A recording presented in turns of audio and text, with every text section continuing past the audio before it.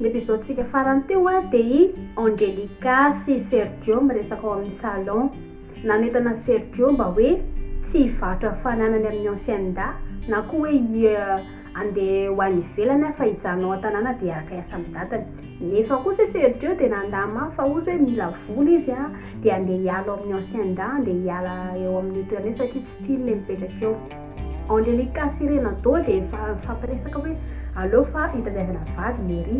Sergio nefa dia tsy manaiky mihitsy fa hoe zako tsy mila vady fa vola ihany ilaiko. Andao antsika andro any amin'ny Marimar lasa nandeha nakany amin'ny fiangonan'ny Marimar nakany amin'ny Père Pedro. Nitantara taminazy izy hoe inona ny zavatra nataony satria izy nanao ratsy. Amin'ny Marimar mbola zakira anazy dia tsy manafy ny zavatra izy. Dia nitantarany tamin'ny Père Pedro teo hoe ny zavatra nataony tany amin'ny ancienne. Niteny izy hoe nangalatra le legioma zareo izy dia tratra Nicandro, dia nangalatra atody zareo ihany koa izy fa le akoho kely matcha dia nomeny Sergio anazy. Dia tsy hovin'olo le matcha fa lasa namana zany le akoho kely matcha. Avy eo nefa tezitra Père Pedro hoe efa mivavaka tamin'Andriamanitra ako hoe mba tsy hangalatra ianao tsy hanao toetra ratsy ohatran'ny zanak'olona rehetrarehetra nefa dia zao ianao mampidika izo anako. Dia Marimar moa izy mifony izy hoe fonako mon père fa izay anie olona fadiranofany misy fotoana zahay tsy mihinan-kanina ao an-trano dia izay nampatonga anako nangalatra fa manaraka ezaka tsy hangalatra intsony. Dia hiverina any amin'ny ancienne indray isika tafaresaka i Renato sy Angelica. Nitantarany Angelica zavatra misy nadefitra nataony Angelica sy Sergio.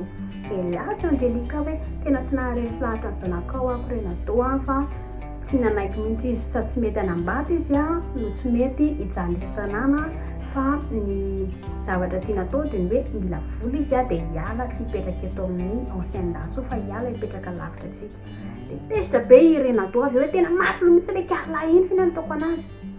Tena malotsotra anazy Angelica hoe asa dia mikorapaka ianao rangaha mbola vao manomboka tsika izao dia mbola vao ampiresantsika izy mbola ho resintsika lahatra izy dia vitantsika eo fa tsy maintsy hiova hevitra izy farany.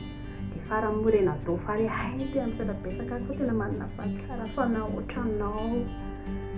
Dia ndoto indray antsika hiverana am-piangonana ny Marimar sy Père Pedro. Niresaka taminazy Père Pedro hoe mila mivavaka tsara ianao mangatam-pamelana dia tsy mamerina ny asa ratsy nataonao ohatran'ny taloha intsony. Mametoko feno fa tsy hamerina intsony. Dia nilaza Marimar hoe ametoka mon père fa zako tsy hangalatra intsony. Dia nivavaka teo Marimar nangatam-pamelana. Ndao antsika hiverina amin'ny ancienne indray. Niresaka tamin'ny Sergio i Renato hoe andao antsika menaka mba handehandeha kely hijery voly sy ny tambony rehetrarehetra any. Dia niteny moa Sergio hoe fa ahoana mihitsy moa ianao tata mbola mandeha mandresy lahatra anaky foana efa miteny hoe mila vola koa dia izay ihany ilaiko. Dia nandresy lahatra anazy ihany Sergio andao antsika handehandeha mba hijery zava-misy any aloha fa betsaka ny zavatra tokony atao any. Dia farany moa nanaiky any Sergio dia lasa izy mianaka nandeha nakany anaty tambolo zareo mijerijery ny tambolo zareo any. Dia nono avy eo Marimar vita ny vavaka nataony tao am-piangonana dia lasa izy nandeha avy eo. Izy lalina nandeha nody dia kanto sendra tafahoana Sergio sy Renato tany anaty tambolo tany anaty alazareo tany. Dia vao nahita zareo tampoka i Marimar dia kopakopatanana tamin'ny Sergio. Dia kanto mitandre radio hoe fangaha fantatry lahy io sipakely io fa maniny izy no kopakopatanana amin'ny lahy. Dia la Sergio ie fantatro izy dia sady mieritreritra ny hanampy anazy ihany koa satria zareo olona mahantra olona tsy sakafo hohanina dia mieritreritra ny hanampy zareo zako mandritra ny fotoana hijanonako eto amin'ny San Martin. Dia avy eo moa i Sergio nanazava hoe ito ny antony amin'ny hanampiny amin'ny Marimar. Lazainy Sergio an-data hoe tratra nandeha nangalatra tany amin'ny tambolo zareo i Marimar tany Nicandro. Dia avy eo mampalahelo hoe raha ohatra ka manoroka ny Nicandro Marimar dia mahazo maka legioma mangalatra legioma amin'ny foana. Dia nefa moa i Marimar tsy nanaiky satria nitolomin'ny Nicandro izy dia izay nampatonga anazy hoe nampatonga Sergio hoe mila manampy an'zareo satria zareo olona mahantra olona tsy manako hohanina. Dia izay mampatonga anazy hoe hanampy anazy. Tapaka ny tsinainy Renato avy eo hoe tena alika lahy mihitsy ilay Nicandro iny. Dia avy eo marimara gaga be mahita an'zareo hoe ary inona ary mampatonga anazy mianaka amin'ny jajity mipetraka ery lavitra ery fa lozany izy mianaka amin'ny fosan'afo ma fa tsy mety manampy neto. Dia miresaka amin'ny sakapiso ndray marimara hoe sakapiso any anakia mba teneno zareo sy efa makaty egny fa mba te hita anazy mba sitranay mba mifampiarahaba fotsiny zay e. Dia namaly anazy moramora moa sakapiso aza dia metalatala ery kialan'ity a. Sergio nandesy lahatra ny datany izy hoe andao mba apetsikesy data fa tena mahantra mampalahelo izy a. Dia namaly anazy Renardo hoe raha za manokana aloha dia tsy m'intéressé anako manampy an'zareo e.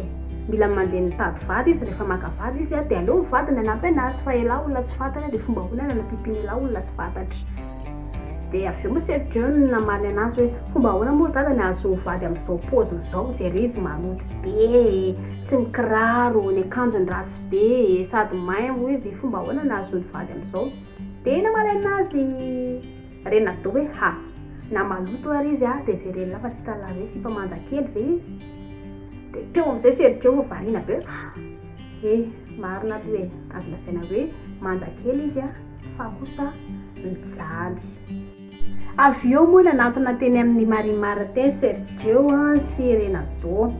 Dia nilaza taminazy Sergio hoe marimara rehefa ohatra indria ka tsisy sakafo any aminareo na tsisy zavatra azo hoanina dia afaka mandeha makary aminay any maka sakafo ana hoe legioma na atody na zavatra rehetrarehetra dia afaka alaindry any. Dia faly be moa marimara misaotrapetsaka fa tena nanantona tokoa nareo fa mba teneny kely le contre-maître nareo ohatra ny kandro mba tsy tenenako satria tsy nisy masika be. Dia namaly moa Sergio hoe tsisy olana zany fa rehefa baiko avy aty aminahy dia afaka azo atao daholo. Dia avy eo amin'izay Renardo ary nandinika anazy ohatra ty Sergio tsy talava hoe tena sipa manjakely fa izy talava kaiky eo jereo zao ny masony tsara tarehy, ny nifiny koa manjakely, raha jerevina tsara fa raha ohatra ka ampandrony izy zao dia ampanaovana akanjo mini jupe talon tonga dia tara be la mahita aminazy io. Dia avy eo Sergio moa tezitra be hoe tsisy zavatra tokony hidirako zany ry dada fa avy anao zany hoany a. Dia lasa Sergio avy eo nandeha fa tsy mihaino miteny ny dada intsony. Dia nanaraka moramora anazy moa i Renardo avy eo. Avy eo moa marimara sy tonga dia nandeha nanaraka an'zareo direct satria tsy nahita marimara hoe somary mifosa teo izy mianaka dia Sergio ohatra somary tezitetraka amin'ny dadany dia hoy marimara hoe aloha raha pitsy voandeha any amin'zareo fa raha zao ako nandeha ohatra ny tezitra be Sergio dia sa mandeha makany ako. Ny kandro moa zareo dia nandeha iverany anakany amin'ny plage tany amin'ny selvary dia lozany izy anakiroa mifosa momba marimara indray. Ny kandro tena narovany Sergio tao raha le marimara iny fa olona sipa kely tsy aniny. Dia teo tapaka antsinainy selva hoe fa ataonao inona koa sipa maloto kely sipa ratsy kely ohatran'ireny sipa tsy mahavoateny ohatran'ireny tsisy bandipila mihitsy an'ireny. Dia ny kandro moa hoe ka zany tena tara amin'ny sipa kely iny. Dia ozy selva taminazy hoe dia manofy anao raha ohatra ka zany ny eritreritranao.